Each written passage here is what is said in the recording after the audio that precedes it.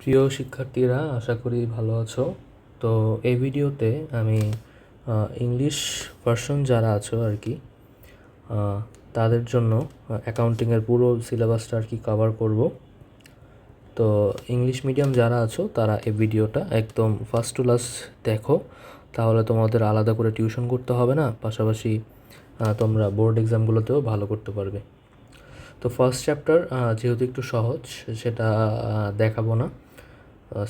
First chapter এমনিও আপনার theory থেকে আসে, আর সেকেন্ড চ্যাপ্টার থেকেই মোস্ট প্রবলি আমরা শুরু করব। তো সেকেন্ড চ্যাপ্টারে আমাদের নাম হলো ট্রানজ্যাকশন, অর্থাৎ যেটাকে বাংলায় বলবে লেনদেন।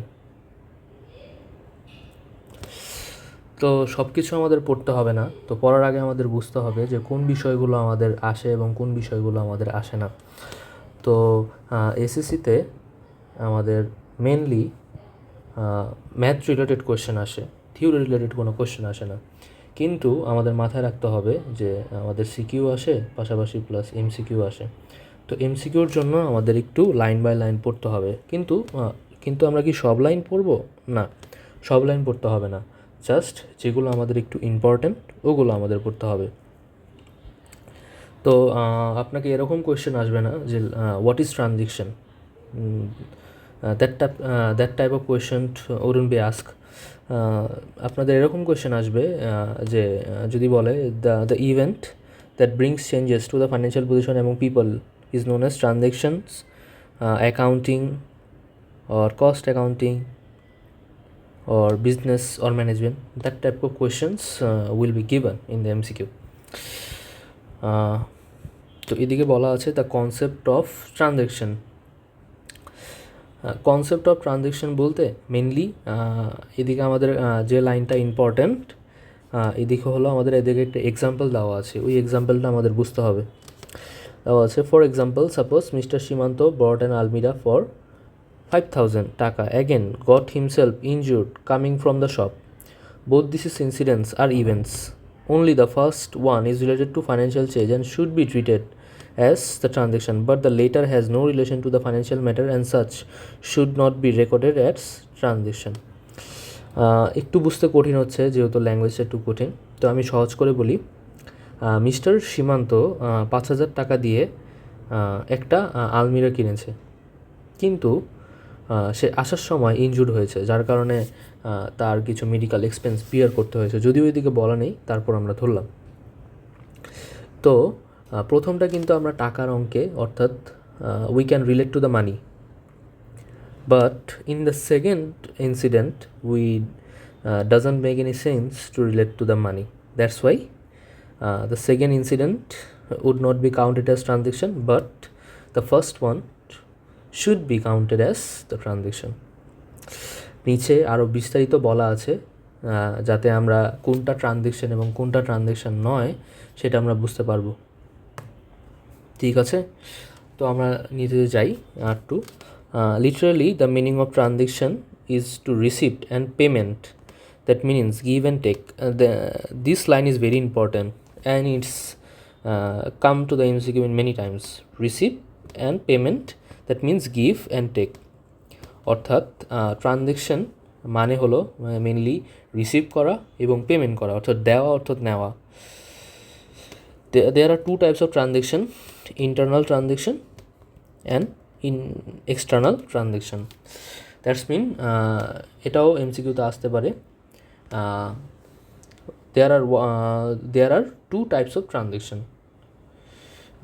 How many types of transaction there are? The question will be asked. We would answer the true transaction, the external transaction, and the internal transaction. Then we have to understand what is internal transaction and what is external transaction. আচ্ছা, তো internal মানে meaning দেখেই বুঝতে পারছো যে internal মানে বোঝাচ্ছে যে ভিতরের কিছু, আর এক্সটার্নাল মানে কি? অবশ্যই বাইরের কিছু।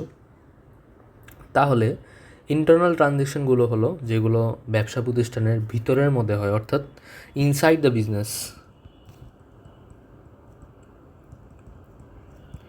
ইনসাইড দ্য বিজনেস যে ট্রানজ্যাকশনগুলো হয় সেগুলোই কি আমার internal transaction. And external transaction কি outside the business.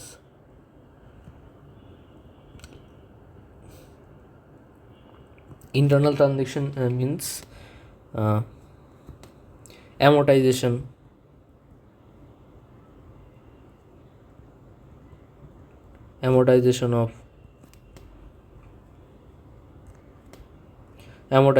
or depreciation of equipment, that type of thing. And outside the business mean the transaction that occurs outside the business, like salary payment of employees, salary to employees, like etc. তো depreciation কেন আমাদের internal transaction? কারণ এটা কিন্তু আমরা বাইরের কাউকে দিচ্ছি না, সেটা কিন্তু ইন্টারনালভাবেই আমরা ক্যালকুলেট করছি। আর এক্সটার্নাল কি, সেটা আমার টাকাটা বাইরে চলে যাচ্ছে, ঠিক আছে? তো এদিকে কিছু দেওয়া আছে, কিছু ব্যাখ্যা দেওয়া আছে। তো এগুলো easy, just read out and then you will understand easily. এদিকে একটা এক্সাম্পল দেওয়া আছে। For example, salary paid to mister Mahbub for her job or received 3,000 টাকা because of rent. This is also a transaction. Again, invisible events can also be a transaction. For example, আচ্ছা এদিকে কী বলেছে, salary paid করেছে কাকে, mister মাহবুবকে, for her job or received 300 টাকা because of rent. আচ্ছা এদিকে দুটো ঘটনা বলা হয়েছে, এই দুইটাই কি আমাদের লেনদেন।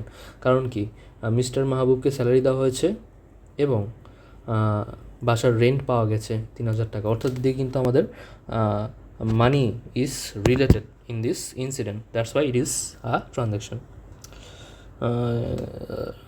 The example I used for the internal transaction, the asset used for a long time, the depreciation amount can also be a case of transaction. অর্থাৎ এদিকে বলেছে যে অ্যাসেট ইউজড করার ফলে যে ডিপ্রিসিয়েশনটা হয় সেটাও একটা কি transaction. More specifically that is an internal transaction. A very useful quote is given: every transaction is an event, but every event is not a transaction. Here asked to explain, but that type of question would not be given in the CQ, but it is important for MCQ. Every transaction is an event, but every event is not a transaction. অর্থাৎ every transaction যেগুলো হয় সেগুলো সবগুলি কি একটা event, but সকল event কিন্তু আমাদের ট্রানজেকশন না। যেমন ম্যানেজারের মৃত্যু, সেটা কতটুকু আমাদের ক্ষতি হলো সেটা কিন্তু আমরা মানি রিলেটেড দিয়ে আমরা মানি দিয়ে কাউন্ট করতে পারি না। কিন্তু আমার স্যালারি দিলাম, কত টাকা দিলাম, 30,000 টাকা, সেটা কিন্তু আমরা কাউন্ট করতে পারছি। তাহলে কি ম্যানেজারের মৃত্যু অর্থাৎ it is an event, but it is not a transaction. But salary paid to the employees is a transaction, it is also an event. So every transaction is basically an event, but every event is not a transaction. The features or nature of transaction, it is basically means the characteristics of transaction. That means how can I identify that an incident or event is a transaction. There are mainly different types of things are given. First one we know that is a transaction.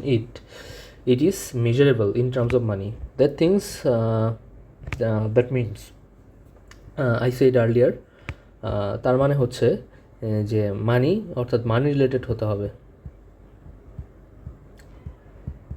That is a simple term. অর্থাৎ এটা মানি related হতে হবে। one of the main important features of transaction is that it is to be measurable in terms of monies, or else it could be not be treated as transaction. অর্থাৎ এটা অবশ্যই কি মানি related হতে হবে। যেমন the debt of a manager of a firm is a loss to the firm but is not measurable. অর্থাৎ এদিকে বলেছে দ্য ম্যানেজারের মৃত্যুতে ফার্মের লস হয়েছে, কিন্তু সেটা কি আমাদের মানিতে it is not measurable in terms of money. That's why we doesn't count them as transaction. But the good destroyed by the fire worth 2,000 টাকা is a loss to the firm and will be tracked as transaction. এই উদাহরণটা থেকেই আশা করি যে মানি রিলেটেডটা কীভাবে আমরা count করি এবং কোনটা আমাদের ট্রানজ্যাকশন এবং কোনটা আমাদের ট্রানজ্যাকশন না আমরা বুঝতে পারি। সেকেন্ড কি, চেঞ্জেস অফ ফাইন্যান্সিয়াল কন্ডিশন। তো changes of financial condition means there is an equation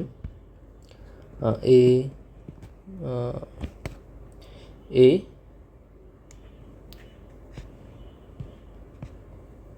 equals L plus E.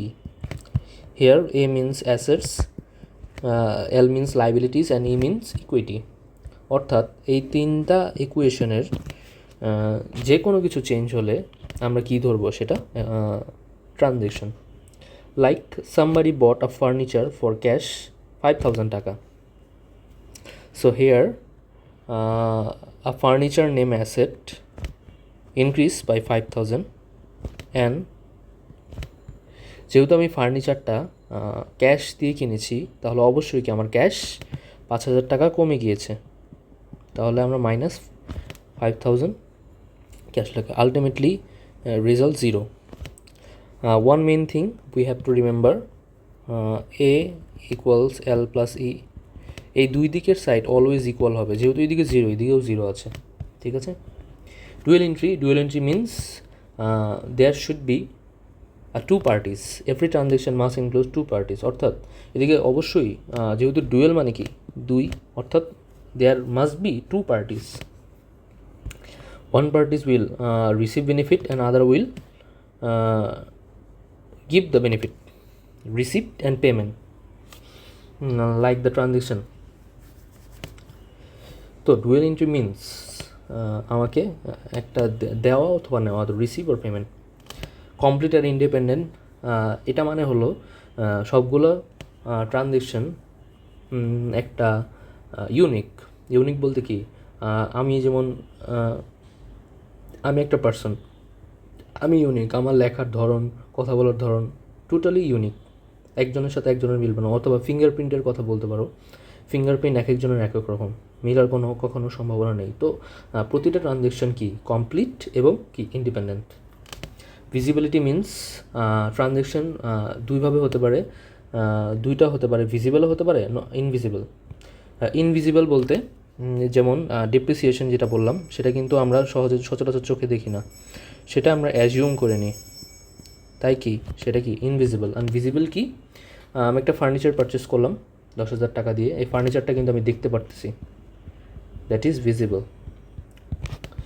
Historical event means the transaction is a result of the history, means এটা খুব বেশি না দেখলেও হয়, কিন্তু ট্রানজ্যাকশন হলো কোনো একটা পূর্বের ইভেন্টসের রেজাল্ট।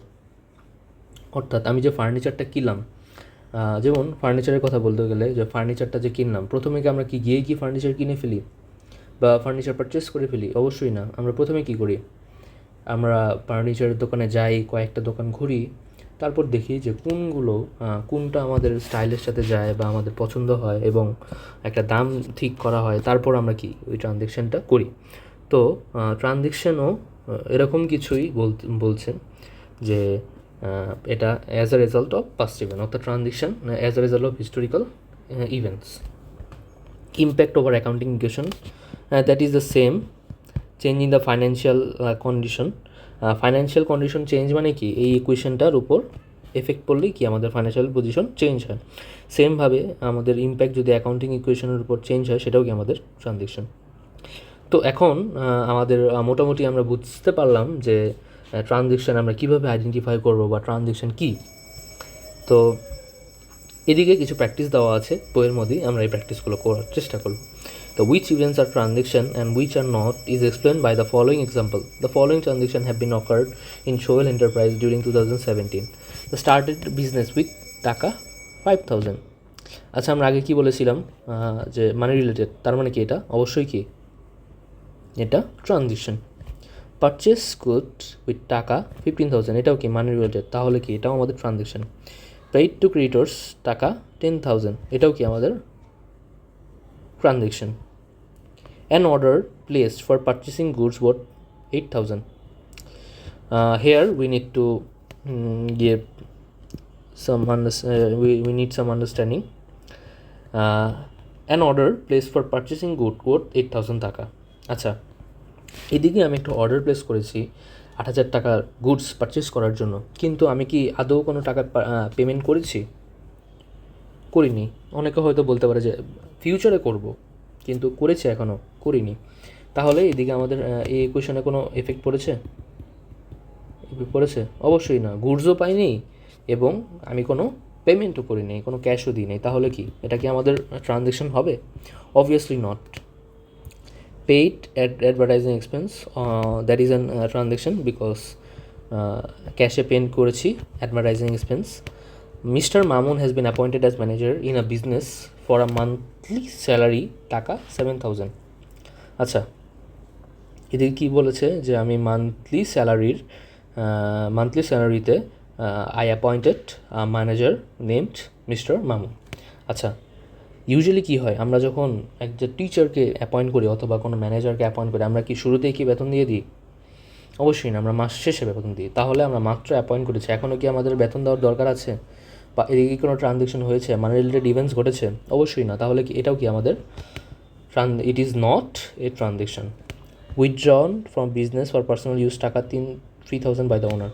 আচ্ছা, ওনার 3,000 টাকা বিজনেস থেকে উইথড্র করেছে, তা ওইটা কি মানি রিলেটেড না? ব্যবসার থেকে টাকা কমে গেল বিজনেস থেকে, তাহলে কি এটা আমাদের ট্রানজ্যাকশন। 500 টাকা has been stolen from owner's personal fund. আচ্ছা, এদিকে আমাদের একটা বিষয় বুঝার আছে। We need to understand one thing, that is owner and business are separate. Means ওনারের সাথে বিজনেসের কোনো সম্পর্ক নেই, বিজনেসের সাথে ওনার কোনো সম্পর্ক নেই। অর্থাৎ ওনারের যা খুশি হোক, সব টাকা লস হয়ে যাক, 500 টাকা চলে যাক, বা ওনারের মেয়ের বিয়েতে খরচ হলো, বা ওনারের মোবাইল চুরি হয়ে গেলো, এর সাথে ব্যবসার কোনো সম্পর্ক নেই। অর্থাৎ মালিক ব্যবসা থেকে টাকা উঠাতে পারে এবং নিতে পারে, সেক্ষেত্রে আমরা ট্রানজ্যাকশানটা ধরবো। কিন্তু ওনারের যত পার্সোনাল কোনো ম্যাটার হলে বা পার্সোনাল কোনো লস অথবা প্রফিট হলে সেটা আমরা বিজনেসে দেখাবো না, ঠিক আছে? তাহলে যেহেতু 500 টাকা has been stolen from owner's personal fund, that will be not counted as transaction. Clear? A contract sign to purchase good from Hashim brothers worth 10,000 টাকা per month, that is the same thing like an order. Contract sign করা হয়েছে হাসিল বাজার থেকে পার মান্থে 2,000 টাকার goods কেনার জন্য, but we haven't paid any amount yet, that's why it is not considered as transaction. Sold goods to honey traders on account 10,000, it is a transaction because it is a money related and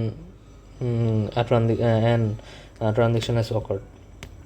তো এদিকে বিস্তারিত explanation দেওয়া আছে, আমি যেভাবে করিয়েছি screenshot নিতে পারো বা ভিডিওটা টেনে টেনে দেখতে পারো, তাহলে আশা করি বুঝতে সুবিধা হবে। তো নেক্সট ক্লাস থেকে আমরা অ্যাকাউন্টিং ইকুয়েশন দিয়ে স্টার্ট করব। আর যে কোনো প্রবলেমে আমাকে কমেন্ট করতে পারো অথবা আমাকে হোয়াটসঅ্যাপে মেসেজ করতে পারো। আমার নাম্বার 01849426991, হোয়াটসঅ্যাপ করতে পারো।